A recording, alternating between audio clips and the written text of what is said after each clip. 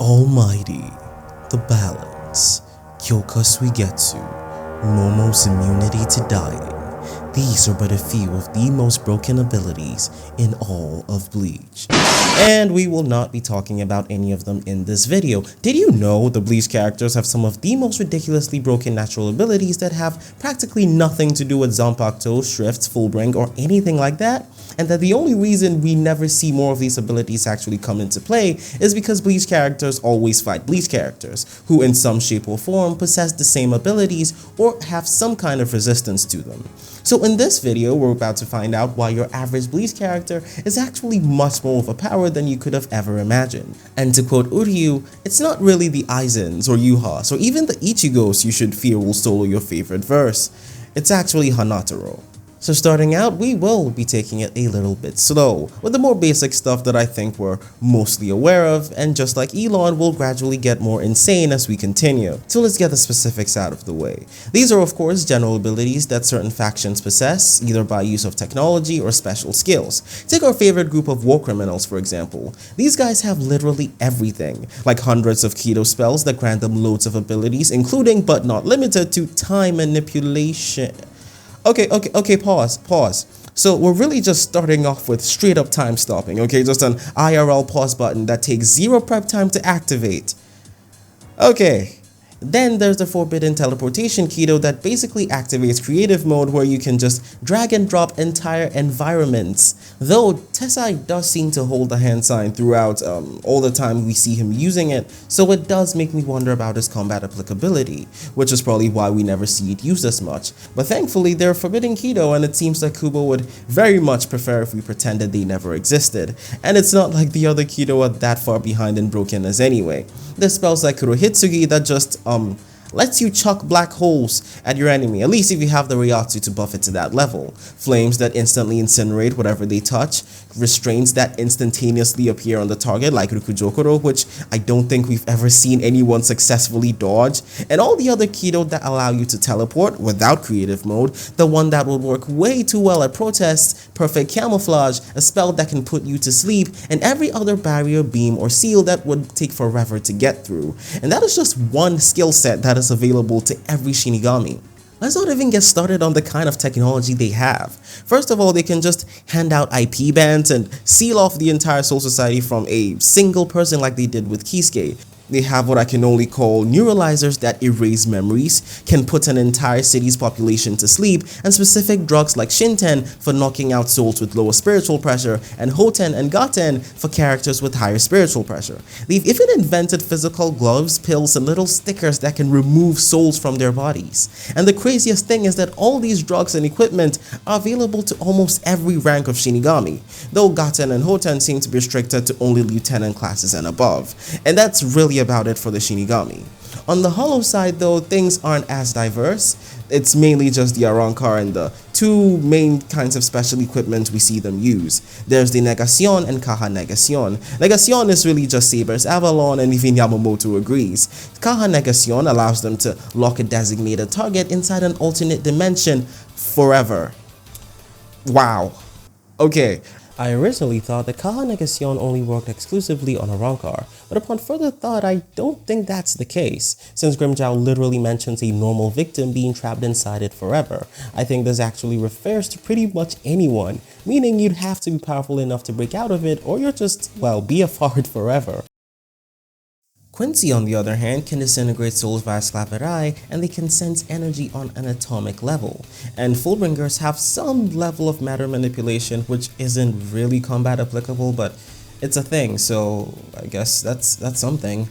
Now with that out of the way, let's get into the fun stuff. Pretty much everything I'm about to talk about from here on out isn't restricted to any particular race and cuts across for every fighter in Bleach, starting with the stuff we all know pretty well, like the fact that pretty much every soul is intangible and invisible to the human eye. Soul in this context refers to Shinigami, Hollows, arrancar, Quincy, and fullbringers with reishi bodies, so pretty much anything made of reishi. It is established rather early in the story that regular humans, or basically people without the ability to perceive spiritual beings, can neither see nor touch souls. I'm specifically hammering on the touch of the whole thing because for one reason or the other, some people think it only extends to invisibility and not intangibility. Not only is there an overwhelming amount of explicit and implicit evidence in the story, it is flat out stated by Rukia in chapter 9 when Chad successfully turns Shrika into a sandbag. Speaking of Chad, people often try to argue that his being able to hit Shrika with the pole is somehow evidence of the fact that souls aren't intangible, except the fact that this is specifically Chad we're talking about, a fullbringer. And while the totality of a fullbringer's power is often tied to a specific object, they naturally have the ability to draw on the souls that exist within anything to grant the object supernatural properties. That's literally how they're able to fight and move the way they do. So in context, this moment is more so foreshadowing the fullbring reveal than it really is a contradiction. Not to mention that even if we pretend fullbring doesn't exist, we'd still be left with numerous statements that came before and after the Chad scene that explicitly show that souls are intangible. Like Ichigo thinking Kisuke wouldn't be able to hurt him in shinigami form without a spiritual weapon, or when Ichigo mentioned that he was able to see and touch souls, it basically implied that normal people couldn't. Rukia was also surprised that Ichigo could see and touch her, and of course Rukia just literally says it. So, you know how I just spent the last few minutes talking about how it's impossible to see or touch most Bleach characters without spiritual abilities? Yeah, well, on the other hand, Bleach characters don't even need eyes to see.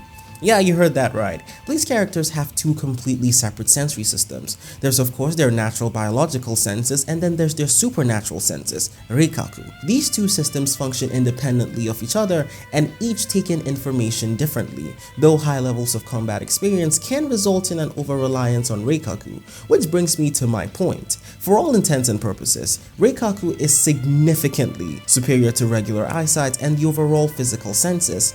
Outside of just allowing them to sense on a far greater scale, it grants them a number of specific abilities. It allows them to find targets who would otherwise be completely impossible to do by tracking their spiritual energy. It allows them to gauge the power levels of whoever's around them. It allows them to even detect objects and people who are obscured from their physical sight, and they're able to sense even more abstract things like bloodlust and even combat experience to a terrifying level of detail like Aizen did.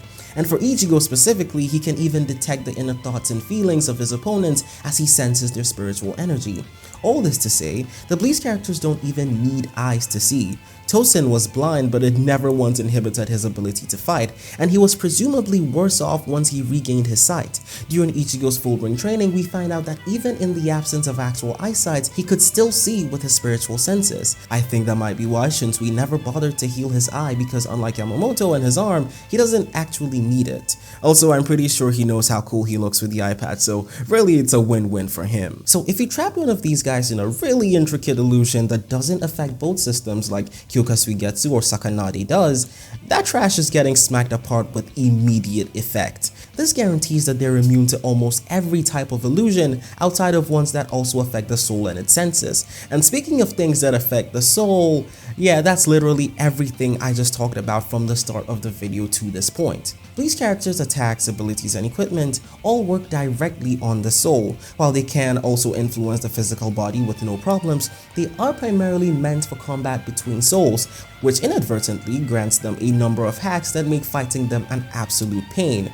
But I'm getting ahead of myself, because even before discussing soul damage, I think we first of all need to talk about Bleach characters' natural abilities to manipulate souls in one way or the other. For example, pretty much every race in the Bleach universe can just yank souls out of their bodies due to their natural ability to touch and perceive souls, after which they can just choose to directly kill the soul, or if they really want to mess with you, they can just do what Shrika did and just shove the soul into an animal's body and bam, you're a frog now.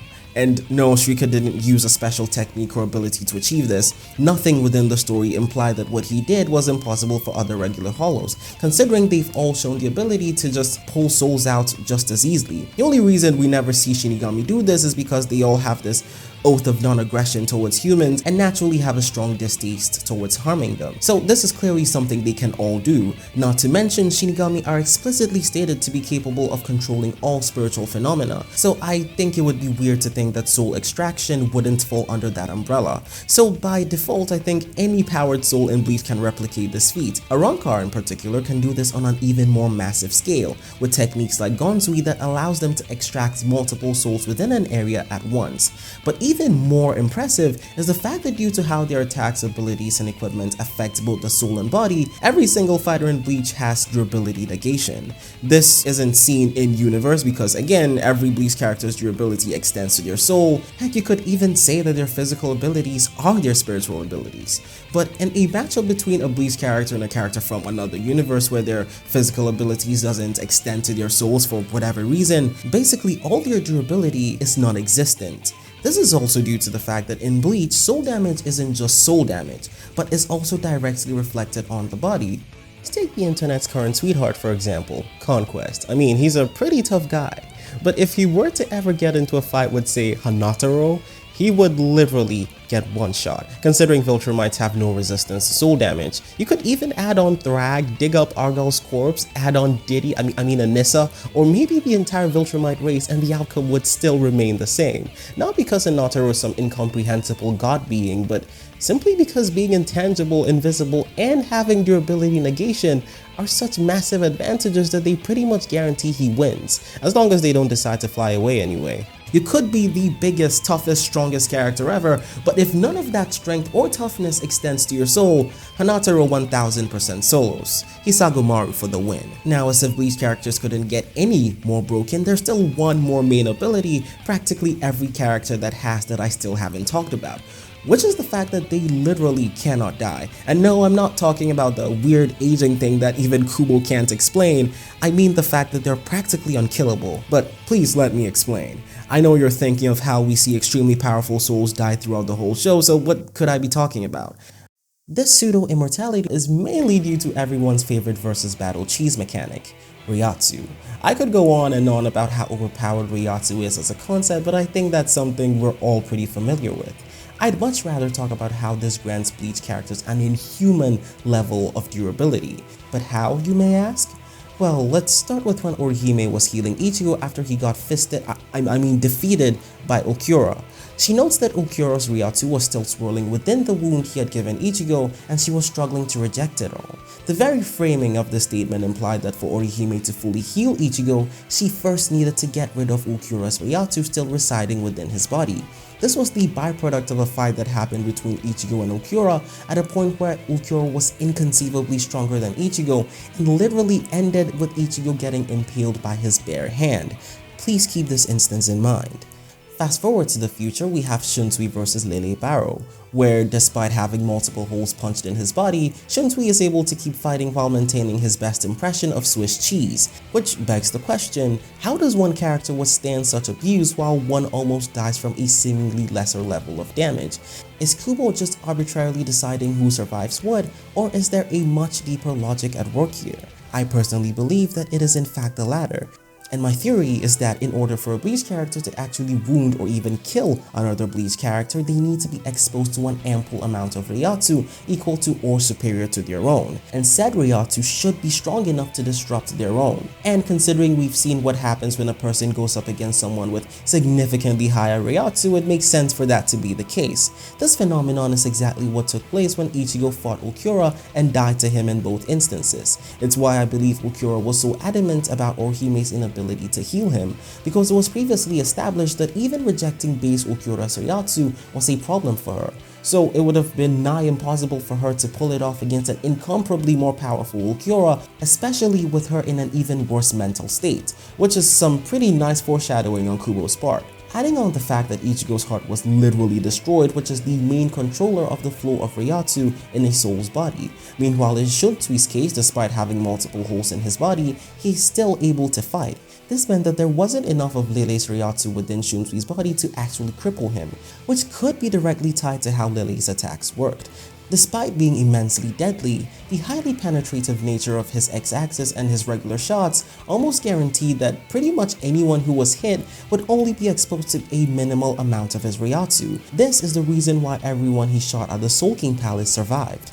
This concept is present in almost every major injury or death in Bleach. Kira survives having half his chest blown out because it happened so quickly that there's very little of Baz's Ryatsu within his body to guarantee his death. Same for the father Shinigami Orihime saved when they got blasted by Ulquiorra's bala. Jushiro is able to keep moving using spiritual pressure alone despite his body being a mess. Renji and Uryu are able to withstand having almost all their organs crushed because there wasn't enough of Sayal's Ryatsu within their bodies since it was done via a special ability. Hiyori survives being cut in half because it once again happened so quickly with Shinso that there's very little of Gin's Ryatsu in her body. Not to mention that Gin at this specific time was solely focused on killing Aizen, so if he couldn't even bring himself to concentrate on fighting Ichigo, there'd be no reason to assume he'd be fully focused here. While on the other hand, all it takes to kill Gin is a single stab from Transcendent Aizen and a slash across the chest, simply due to how immense the Ryatsu gap between them was and the fact that he was literally impaled by Aizen's Zanpakuto, which all but guaranteed that his Ryatsu would flow directly into his body.